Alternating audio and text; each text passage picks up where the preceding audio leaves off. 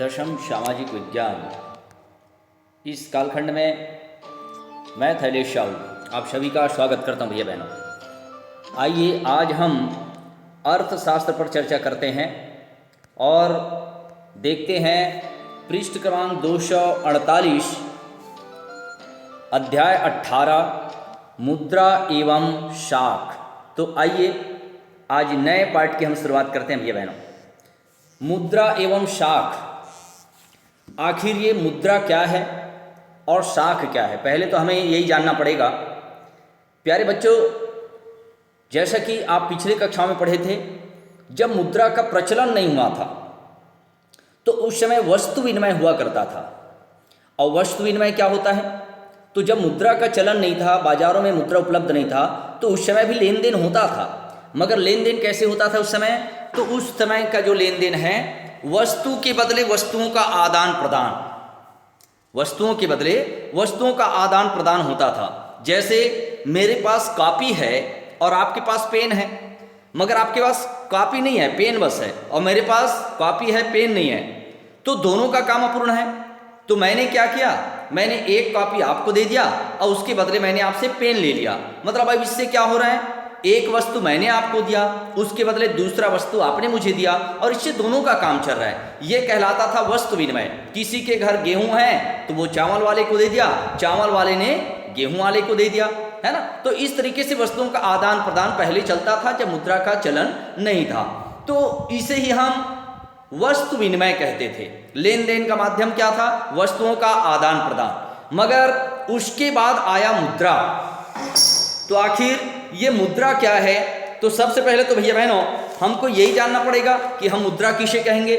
तो हम देखते हैं वित्तीय लेन देन में स्वीकार्य और जिस पर उसका मूल्य या सेवा की कीमत अंकित हो उसे मुद्रा कहते हैं। पुनः ध्यान से सुनिएगा, वित्तीय लेन देन में स्वीकार्य और जिस पर उसका मूल्य या सेवा की कीमत अंकित हो उसे मुद्रा कहते हैं। मुद्रा भुगतान का आधार होती है। वित्तीय लेन देन में वस्तु की या सेवा की कीमत चुकाने के लिए इसका प्रयोग किया जाता है, इसे ही हम मुद्रा कहते हैं। मतलब वस्तुओं या सेवा को लेने या खरीदने के बदले जो हम उसको देते हैं वही मुद्रा कहलाता है, जिसका एक निश्चित कीमत होता है, निश्चित मापदंड होता है, उसे हम मुद्रा कहते हैं। आज हमें जिस चीज को लेना है तो उसके लिए हमें वस्तु लेके जाने की जरूरत है क्या? नहीं, हम उसको लेना है तो क्या चाहिए? मुद्रा। पैसे के माध्यम से हम कोई भी वस्तु पैसे दे करके खरीद सकते हैं, जबकि पहले ऐसा नहीं था। उसके बाद दूसरा शब्द देखिएगा, शाख। मुद्रा एवं शाख पूरा टॉपिक हमारा इसी पर चलेगा। तो पहले मुद्रा मैंने बताया, अब शाख क्या है तो ये भी हम जान लेते हैं। व्यक्ति की वित्तीय क्षमता जिसके आधार पर उसे ऋण प्राप्त हो सकता है। व्यक्ति की वित्तीय क्षमता जिसके आधार पर उसे ऋण प्राप्त हो सकता है उसे शाख कहते हैं। इसके द्वारा वर्तमान और भविष्य की आवश्यकताओं की पूर्ति हो जाती है। जैसे किसी को बैंक से ऋण लेना है, लोन लेना है, ठीक है। अब वो 5 लाख का लोन या ऋण लेना चाहता है, तो बैंक वाला एक भिखारी को सीधा वो लोन नहीं देगा।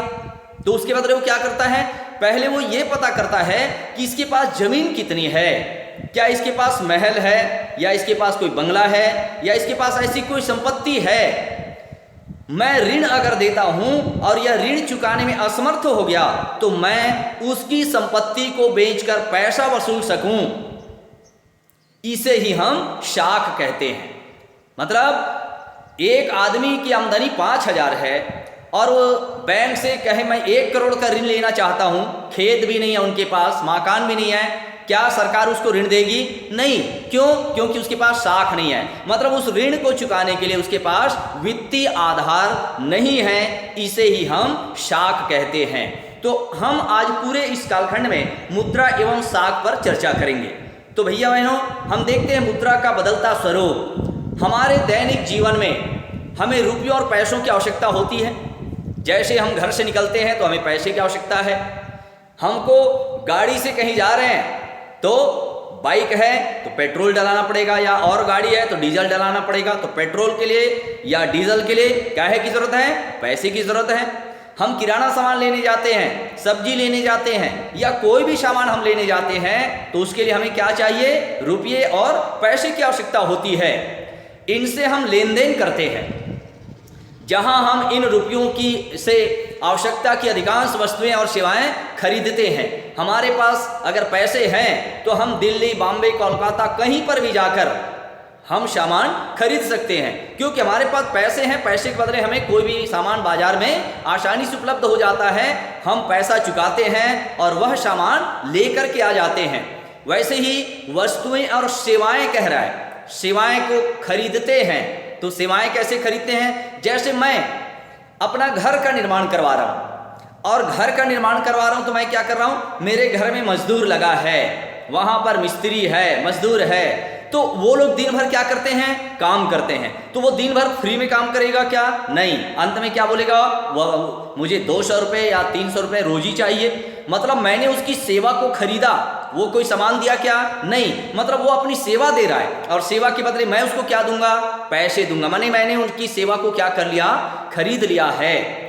वहीं हम लोगों को उनकी दी गई वस्तुओं और सेवाओं के बदले में भुगतान करते हैं।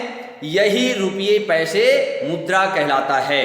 इसे ही हम मुद्रा कहते हैं। इस प्रकार मुद्रा हमारे सभी वित्तीय लेन देन को सुगम बनाने वाला माध्यम है।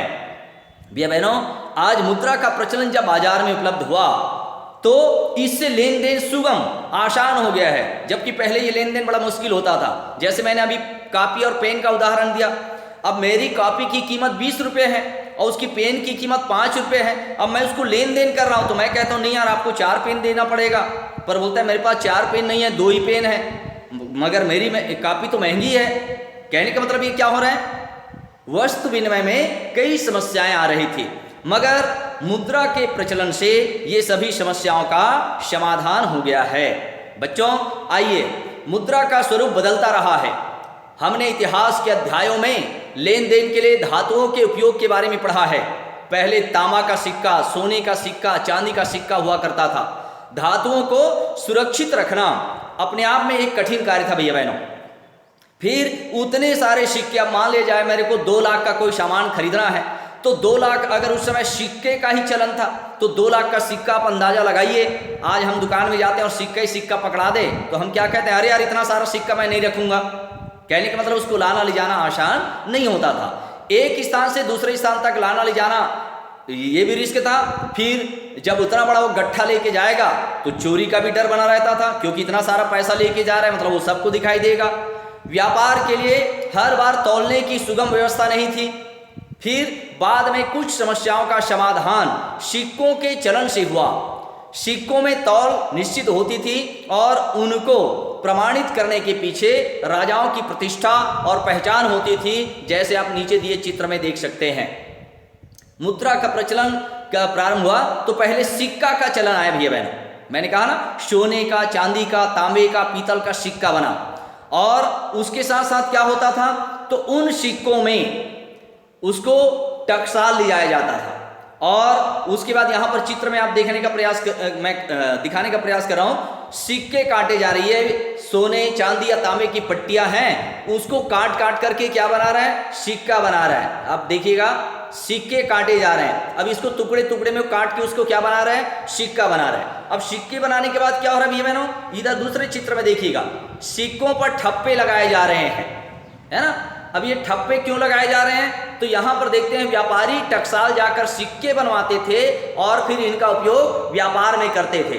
तो ये जो सिक्के बनवा रहा है यहाँ पर देखिएगा, इसमें जो राजा अपने राज्य में सिक्का बनवाता था तो वो क्या करता था, वो अपना उस सिक्के में अपना चित्र बनवाता था। जैसे आज हम देखते हैं हमारी भारतीय मुद्रा में महात्मा गांधी का चित्र बना हुआ देखते हैं, तो उस समय के राजा महाराजा क्या करते थे, अपने क्षेत्र में मुद्रा के प्रचलन के लिए अपना ही उसमें प्रतीक बनवाते थे। या तो कोई प्रतीक चिन्ह बनवा देते थे, या राजा स्वयं कहता था कि हर सिक्के पर मेरा चित्र होना चाहिए। और इस तरीके से टकसाल में लेकर के सिक्कों पर ठप्पे लगाए जाते थे। और यही जो टकसाल है जो टकसाल से जो ठप्पे लगते थे वही सिक्कों का प्रचलन बाजार में लेन देन के लिए होने लगा। भैया बहनों, फिर हम देखते हैं कि धातु के सिक्कों के रूप में मुद्रा का प्रचलन व्यापक हो गया।